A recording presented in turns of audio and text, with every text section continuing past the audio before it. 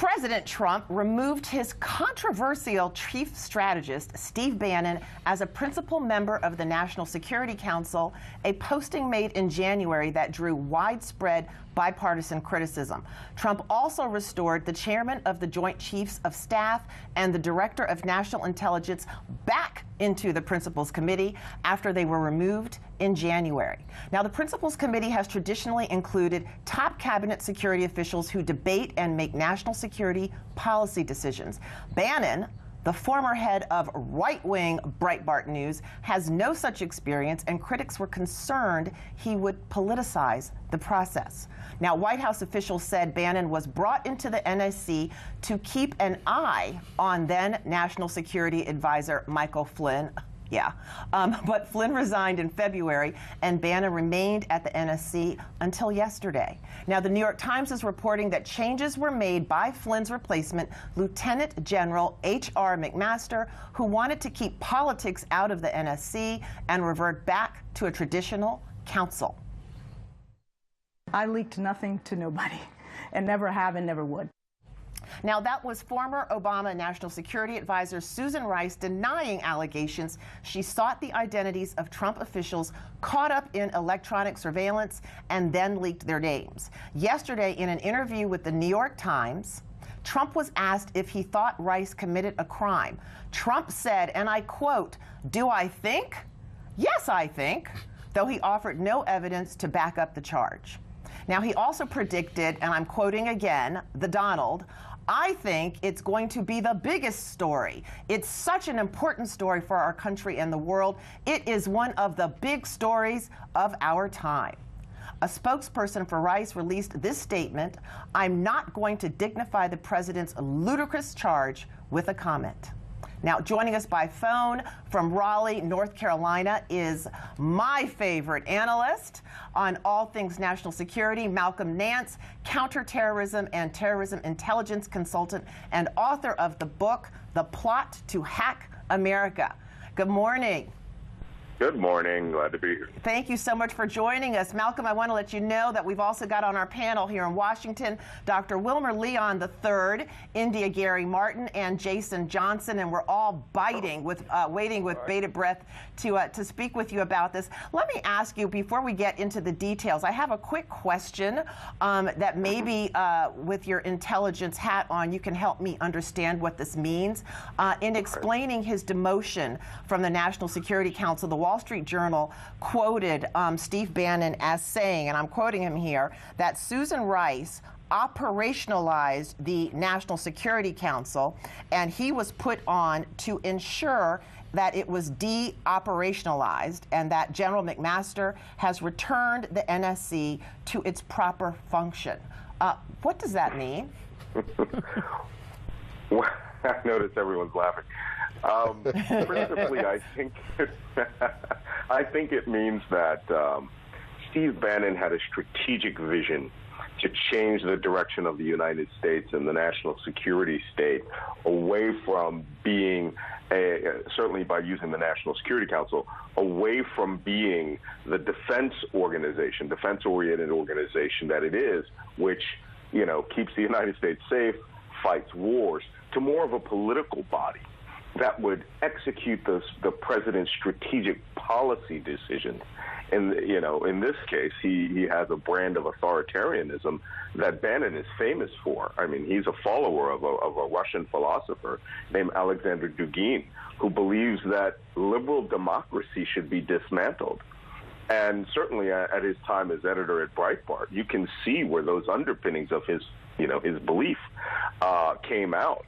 I think he intended to take the United States via the National Security Council into this sort of empire-style dimension where political philosophy would drive every aspect of the national security state.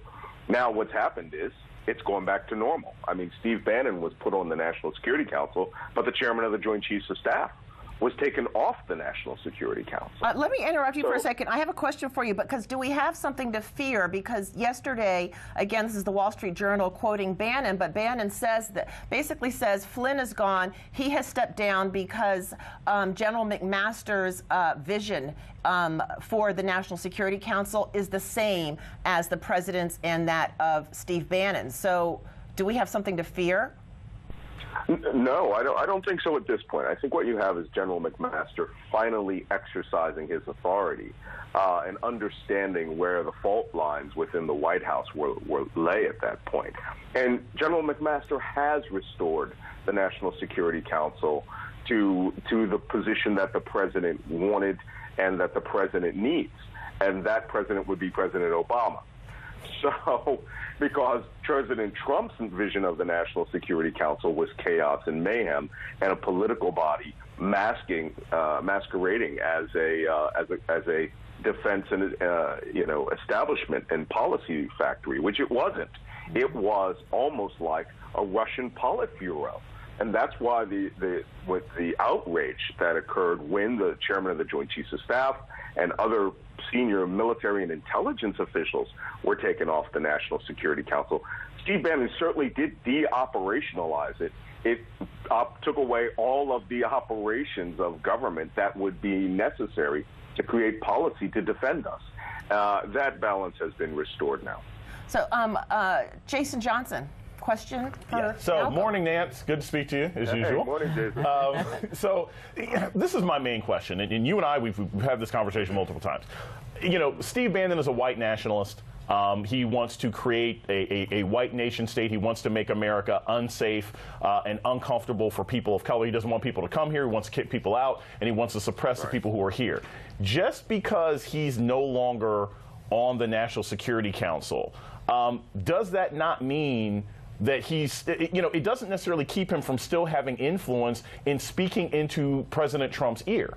And so, are we sort of out of danger with him no longer being on the Security Council, or is he just in a place where we can't watch him as much? Because that's my primary concern with this move. It feels very much like, don't throw me in that briar patch. Now he doesn't have to go to boring meetings, and he can spend all his time sitting on Donald Trump's shoulder. Well, you're absolutely right, and that's the image that I had. He is the left shoulder devil. Right? Yeah. So, and prior to this, there was no other, there was no angel on the other shoulder. Right. What we have now is we have a mechanism for normality within the national security establishment. General McMaster is, of all things, he is a loyal servant to the United States. That's unquestionable. He also, and I know this from interactions with him, he doesn't suffer fools gladly. And that's why one of the first things he tried to do was get rid of, Ezra Cohen-Watnick, the 30-year-old director of intelligence policy on the National Security Council.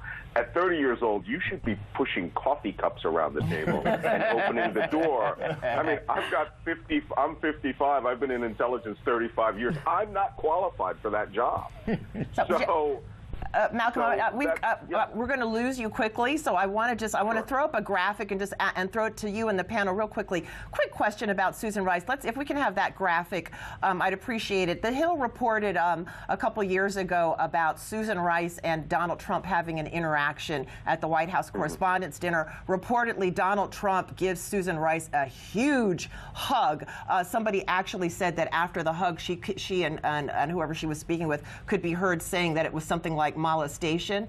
But Donald Trump, Donald Trump was asked a question, and he actually gave Susan Rice a lot of credit and said she's got a really difficult job. He had no problems with Susan Rice. So my question for Malcolm and for the panel, Indy, I want to go with you, is, what has happened? Like, why throw all this smoke and fire at Susan Rice? Well, I mean, it's always about smoke and fire with him, isn't it? I mean, honestly, anything that suits him at any given point in time is what he goes with. Yeah. And so whilst he loved her before, he doesn't love her now, and he doesn't care. And that's really important to understand. It's important to understand that he is going to move with the wind. So if it suits him, he does it. If it doesn't suit him, he doesn't. And you know, this whole thing around Susan Rice, it's always about the Obama administration, right? He always deflects. He always deflects and tries to distract. And isn't it easy to beat up on a woman? Leon, quickly, and then Malcolm. Nance, Wilmer Leon here. Dina Powell from Goldman Sachs on the NSC. Is that something that what role does Goldman Sachs play in this in national security?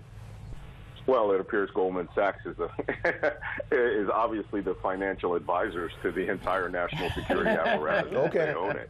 But Dina's role, she is actually a professional. She's fluent in Arabic. She has experience in the Middle East. She helped facilitate the meetings with the King of Saudi Arabia. She is Egyptian.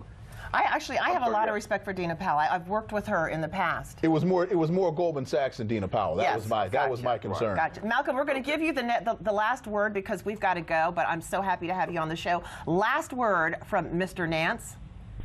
Okay, well, the last thing I want to say is about Susan Rice and the unmasking of names. That was her job as National Security Advisor.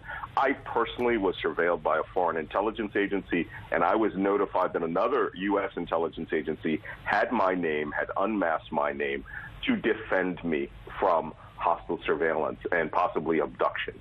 So that occurs all the time. Trump is trying to hide something. That is very important news. Thank you so much. Coming up now on News One, Black Twitter.